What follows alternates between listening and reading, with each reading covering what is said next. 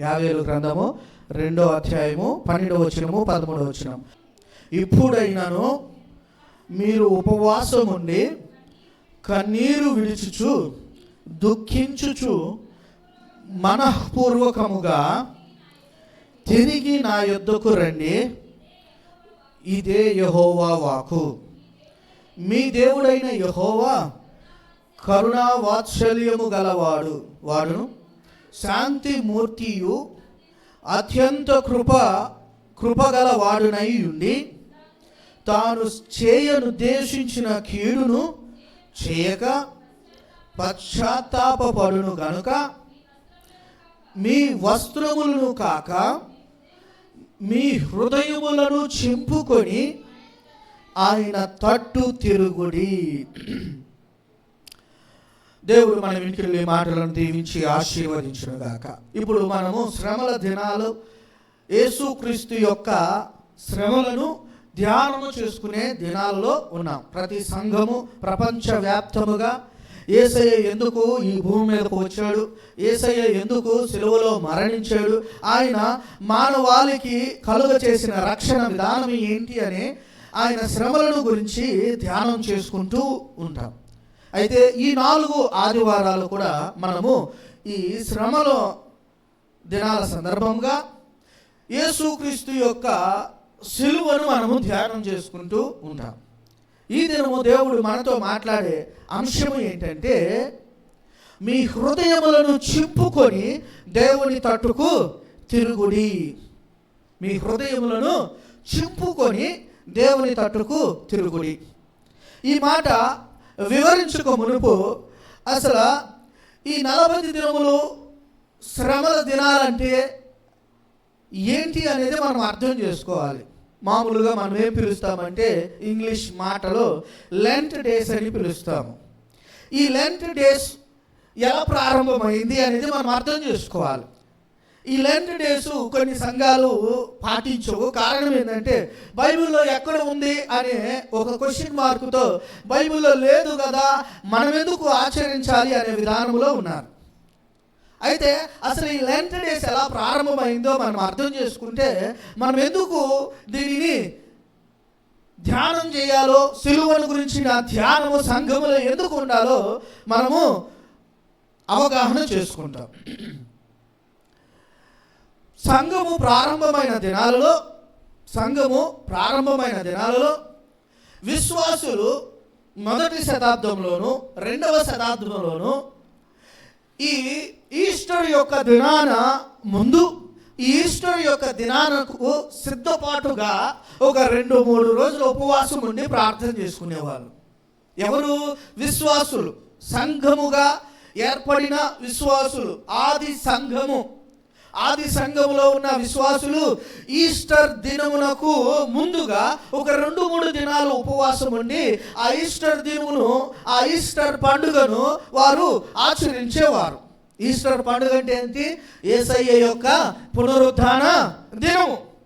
యేసయ్య యొక్క పునరుద్ధాన దినమునకు ముందు యేసయ్య ఏ విధముగా పట్టబడ్డాడు, యేసయ్య ఏ విధముగా శిక్షించబడ్డాడు, యేసయ్య ఆ 3వ దినమున ఏ విధముగా తిరిగి లేపబడ్డాడు అనే విధానంలో ఆ పండుగను ఆచరించక మునుపు 1-2 దినాలు ఉపవాసం ఉండి ప్రార్థన చేసుకుంటూ ఉండేవాళ్ళు. 3వ శతాబ్దంలోనికి వచ్చేసరికి 3వ శతాబ్దంలో సంఘములో అర్యనిజం అనే ఒక సిద్ధాంతం వచ్చేసింది. అర్యనిజం అనే ఈ సిద్ధాంతము ఒక దైవజనుడు, ఆయన పేరు ఏంటంటే అరియన్ అనే ఒక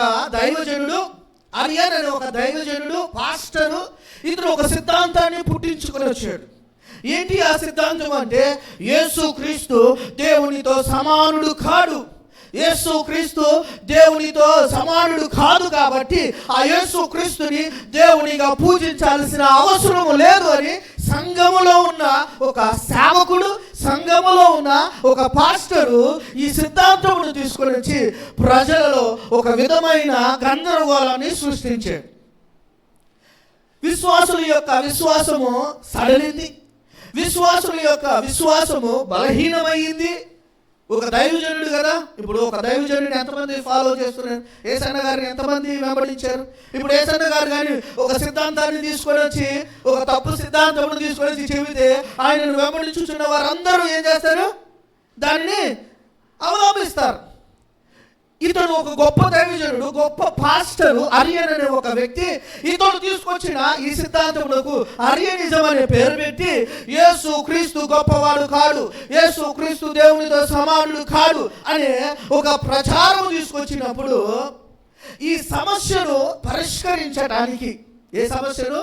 సంఘములో ఏర్పడిన సమస్యను పరిష్కరించడానికి ఒక కౌన్సిల్ ఏర్పడిందండి. అది 3వ శతాబ్దంలో ఏర్పడింది. 3వ శతాబ్దంలో క్రీస్తు శకము 325వ సంవత్సరమునందు ఒక కౌన్సిల్ ఏర్పడింది. ఆ కౌన్సిల్కు పేరు ఏం పెట్టారంటే నికాయా కౌన్సిల్ అనే పేరు పెట్టి, ఈ నికాయా కౌన్సిల్లో దాదాపు అందరూ క్రైస్తవత్వము ఉన్న అన్ని ప్రాంతాలలో నుండి దాదాపు 318 మంది బిషప్స్ ఆ కౌన్సిల్లోనికి వచ్చి దీని మీద చర్చించడం ప్రారంభించారు. ఈ అరియనిజం మీద చర్చించడం ప్రారంభించాడు. యేసు క్రీస్తు దేవునితో సమానత్వము కలిగి ఉన్నాడా లేదని చర్చించడం ప్రారంభించాడు. ఈ కౌన్సిల్ ఎవరు ఏర్పాటు చేశారయ్యా అంటే రోమన్ చక్రవర్తి అయిన కాన్స్టాంటిన్ అనే ఒక చక్రవర్తి ఈ కౌన్సిల్ని ఏర్పాటు చేసి ఈ కౌన్సిల్లో ఈ సమస్యను పరిష్కారం చేసి కొన్ని తీర్మానాలతో కూడిన ప్రమాణాలను, తీర్మానాలతో కూడిన ఒక భక్తి విధానములను సంఘములో అవలంబించాడు. ఈ కౌన్సిల్ ఏంటి అంటే అవి, మొదటిది ఈస్టర్ యొక్క దినమునకు ముందు అనగా 40 రోజులు సంఘము విశ్వాసముతో ఉపవాస ప్రార్థనలు చేయాలి.